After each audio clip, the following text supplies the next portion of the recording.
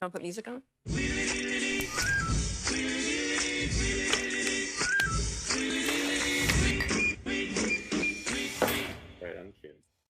Hey everyone, this is Julie and welcome to my SOFHAB review series. Today I'm covering the second season of With Love, Meghan, and joining me today is none other than Rascal Entertainment. Hello. As you know, I did the first one alone, but I really wanted Rascal to join me on this one.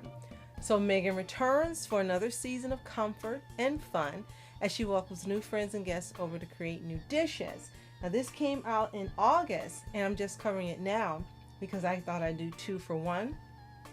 Second season will air today and then next Thursday will be the holiday special. So the thing is, this does have a slightly different tone than the last season. There's some good parts, but there are some that left something to be desired. But before we get started, Be sure to like, subscribe, notification bell to get on SOFHAB reviews and so much more. yes, and thank you so much for joining us today, subscribing to any and all of our channels, supporting us. We really appreciate what you do. Thank you, thank you, thank you. Yes. So anyone who's watched my first solo review of the first season knows how much I loved it. It was the most perfect season of a do-it-yourself show for me. I love the tone, I love the music, I love the guests.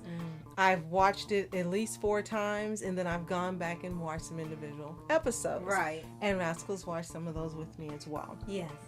But this time, I wanted again to have her join me. Maybe you get a different perspective from her than you do from me on this season. So for those of you not familiar with Love, Meghan, it's an American lifestyle TV series hosted and executive produced by Meghan, Duchess of Sussex. And it premiered originally on Netflix in March of 2025, again with the second season coming out August of 2025. Right. I'll tell you a little more about the special later. Now, the music for this is different from season 1, and I'm guessing she wanted to do something different. You've got a great playlist, and you'll see coming up on screen, she's got her Spotify, and then I have the playlist coming up so you can see the songs as well. You can kind of get an idea of the tone and mood she was going for. Right. For me, the first season was more relaxed, more calm, more laid back.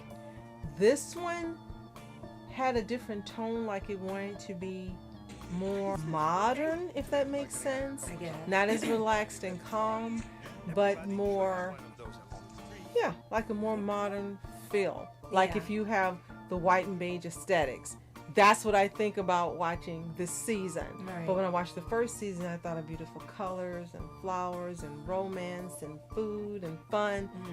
And that's to me how the 2 seasons differ, if that makes sense. Right. And I think there's only like a few episodes this season, just like the last one. 8. Eight episodes. And I do like they're still the same length as last season. I feel like they're trying to shove in more than they need, where you're getting cheated out of some extra ones. They keep it at the same rate. I think what's different, besides like he says being modern, is that there's noticeable difference in the guests that appear on there. And just about all of them are in some way connected to Netflix. Most of these people are on Netflix, or they have a little Netflix special, or their series, or their cooking or fashion or whatever it is. They're already on there. And I don't know if she selected them or other people selected it for her, and Netflix themselves selected it. I think they're more concerned about cross-promoting their other shows. Like if you see them on here and you happen to enjoy them specifically more than others, then you can go to Netflix and look for their shows and or movies and cooking things on there instead. Like that was basically season 2 felt like an ad for Netflix. Now, part of the problem the first season is that she got some bad press. To me, it wasn't justified because, again, the first season was perfect. And this season, it seems like the goal was to make sure she didn't get rated at all or come in the top 10, which she didn't. The first season, she got over 12 million views the first week and was in the top 10. And this one, she didn't even rank or rate. And it seemed to be on purpose. Now, if you watch it and you feel that way, then fine. At least you're basing your opinion on what you've seen. But if you're just doing it to do it, sorry guys, I think that's wrong. So I thought it was important to watch this season because, one, I was just really excited about it. Right. But as we mentioned, it was very different. So this season, instead of me loving every episode, there are certain episodes that I like better than others. And I'm going to be honest with you which ones I liked and the recipes and the ones I like not so much. And we're going to do that quickly. So the first episode is called A Sweet and Savory Adventure. And the guests were Christina Tosi, David Chang, and her friend Daniel Martin. And I forgot to mention, a lot of people seem to be concerned because it doesn't take place at her home, but it's at a farmhouse she rents out for the show. I don't have a problem with that, and she honestly tells you it's not her home. And if she doesn't want us in her home because of things that happened in the past, I don't have a problem. The farmhouse is beautiful, the garden is beautiful, everything. So for me, this is a beautiful environment, and I'm happy. Yep. So anyway, these are the guests that she had, and they make s'mores, which I want to do. They make their own graham crackers, which Rascal and I are going to do. Yes. They bake tarts. They do flower arranging, which she did do last season, so it kind of was like a repeat when I think about it. And they did water marbled scarves. And It was different. Yes. So that was the first episode. And David Chang, of course, was great. Didn't know that he and Tosi were friends, so I learned something different. And the episode was fun from the middle to the end. Yes. And again, definitely want to make the graham crackers gluten-free. Right. And I think doing the scarves would be fun. I don't know if I'm actually going to do it, but tie-dye scarves look like a lot of fun. Episode 1, what did you think? Oh, yeah, I thought it was a pretty decent start to the season. So episode 2 is... It's way past our bread time, and with Chrissy Teigen. Yes. guest appearing. And yes, her husband showed up and stayed in the wings while they recorded. So they talked about their experiences because they actually both appeared on the Deal or No Deal show as the models holding the cases, which was interesting. You didn't know. They made homemade cheeses, which I definitely like to do. They made Thai boba and jewelry crafts, and they talked about their early career and memories that they had. So this one was more like a girls' day. The friendship. Chrissy talked about her books and how she loves to cook and how her mom has influenced her. And then, of course, Meghan talked about how she can relate to that. So for me, also a good recipe on here was the sourdough. I really liked learning about how a sourdough starter gets started and how she had to keep going back day after day for a certain number of days to check it and to turn it. And then she was able to take it and make a loaf of sourdough bread. And then you take that starter and you keep using it to make other bread and adding to it. I had never seen it done. So for me, that was the most informative and best part of this episode. Right. How about for you? I think so, because I know that's something we wanted to do, learn how to make your own bread rather than use the one in the store and trying to find a gluten-free version. And again, the sourdough would be easier and you could make it whenever you want it because it only takes a couple ingredients. Yes. Episode 3, Easiest Pie with 10 friends from Queer Eye. And they made fruit platters. And again, that was kind of a repeat because she did the rainbow fruit platter before. French toast, which we're definitely going to make the recipe. Right. And they also made a pie. They talked about parenting and a camping trip where Meghan first knew she loved Prince Harry. And he talked about his husband as well. For me, it was a fun episode because of their conversation. It looked like it took Tan a little while to warm up to her.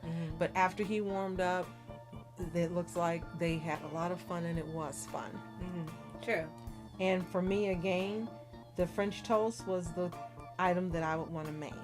Right. And what did you think? Yeah, I think that would be the best part to make is the French toast. You know, we love having pancakes and things for breakfast. Episode 4? How about them apples with salmon nosret? Samin. Salmon, okay. I've never heard of her. She's a chef. And what they did is they got apples from the garden and they made fruit leather. Well, actually, Meghan made fruit leather for her as a gift, and she loved it. Apple butter, which I have made apple butter now 2 times. Yes. And pear butter from Meghan's recipe. And I can tell you, It is absolutely delicious. Yes, very. And I will definitely continue to make it. I want to make some for the winter so that we have it. And then they also did a handmade book binding, which looked really fun. Yeah. And looked beautiful when they did it. This is one of my favorites because there were more things that I liked making. And again, I've made the apple butter. And the recipe is so easy and you can't mess it up. And you use a crock pot at night, which is what I did. And you should try it. And not only is it tastes better than what you get from the store and it's fresher, but you can probably alter some of the ingredients if you want. But I stuck with Meghan's recipe and it's absolutely fantastic. Right. Give it a try. Number 5 is Spice Up Your Life with Jay Shetty and Roddy Delvolkia. and they are actually a couple from Britain, and they're vegan. So she did a little international episode. They did some vegan dishes that the couple makes at home. They did some crafting, making soaps, which looks absolutely fantastic. And I probably wouldn't do it because it looks like it would be very expensive to make your own soaps. Yeah. Actually, it'd probably be cheaper just to buy them. However, looking at the experience and how they were taking the oils and making the soaps, if I had the money to devote to that, then I would do it because it'd be great making your own soaps. But it looked like a lot of fun, and they looked like they really enjoyed it. I'm a vegan, but I have to be honest with you guys, and I wasn't too ecstatic about this episode in the vegan dishes. I think I was expecting something different. Yeah. And something maybe I hadn't made before or eaten before, and I didn't get that. But again, them crafting the soaps was wonderful. Yeah. And discussing modern family values, that was nice as well. Episode number 6, Just for the Halibut, which I think is a great pun. Yes. With Claire Smith, who was not familiar with before this. And this episode focused on seafood dishes. You went to the fishmonger and you saw them choose their fish, and they explained to her how to choose fish and looking at the eyes and everything. And then Claire Smith showed her how to make buttery rolls from scratch. And then she shared some post-wedding fried chicken recipe that's turned into a family favorite. Yes. Again, it looked like Claire Smith took a little while to warm up to her, but after she did, it looked like they were having a lot of fun. And what I do like is that the guests, even the ones that really weren't familiar with her as well, they all seemed to enjoy her. Yes. Early on and to the end of the episode. Yes. And I think that's really great. Yes. And it looked like they genuinely were having a good time. And that's part of what really I loved about the first season. Everyone looked like they genuinely were having a great time and enjoyed themselves. Yes, absolutely. Episode 7. A Weekend Away with Heather Dorak. Which is one of her best friends, if not her best friend. And a close friend, I should say. And she packed for a trip to meet her in Malibu. I love the packing tips that I learned from her, including using dryer sheets to fragrance your suitcase, how to pack, how she chooses to choose items that you can mix and match, which I've never done, and overpack too much. Right. But I loved how she showed her personal tips. I found them very helpful. You may not, guys, but I really did find them very helpful, and I will use them the next time. She made bath bombs. She made cookies and cocktails for them. And they spent the weekend in Malibu, and you got to see them with the bartender talking about drinks and so forth. And they really genuinely looked like they were having a good time. This also was one of my favorite episodes because it looked like fun. Right. And they look like they really are great friends and enjoy each other's company, and they value their friendship, and they're still friends. And you know I'm a sucker for that, guys. I Right. really love this episode. Yes. And then the final episode, episode 8. A High Tide Raises All Boats with Jose Andres. And as you mentioned, he is a Netflix person, and he was in the Chef's Table Legends, along with Jamie Oliver. Yes. And this episode was talking about Andreas and his experience of how he incorporates his culture into his foods. They made a paella, which I definitely want to try. They had oysters and lobsters, a seaside feast that they actually made for her crew. And her cast is a backyard meal. That was the best part. They seemed to enjoy each other, but the best part was at the end when all the crew got to eat and you got to see all these people you didn't know were working on the show. A lot of people. Yeah. And they seemed to really just have this calm vibe, and they just seemed to genuinely like each other. And for me, that was the best part of the episode at the end. So it's worth watching if you really love the first season, but I'm going to be honest, don't expect it to have that magical element that season 1 had. But it is worth giving a watch and seeing. Right. Personally, I'm now looking forward to the holiday celebration special. This airing December 3rd. I can't wait to see it. And you will be getting a review of that on the 11th, the Thursday after. I cannot wait to see it. I've seen the trailer. You should be seeing some clips of the trailer now. And it looks like it's going to be a lot of fun. And I'm excited to see what type of traditions she has and the things she loves to do for the holidays. You know, over the years, I've celebrated some things like that with you guys, essential oils and recipes and making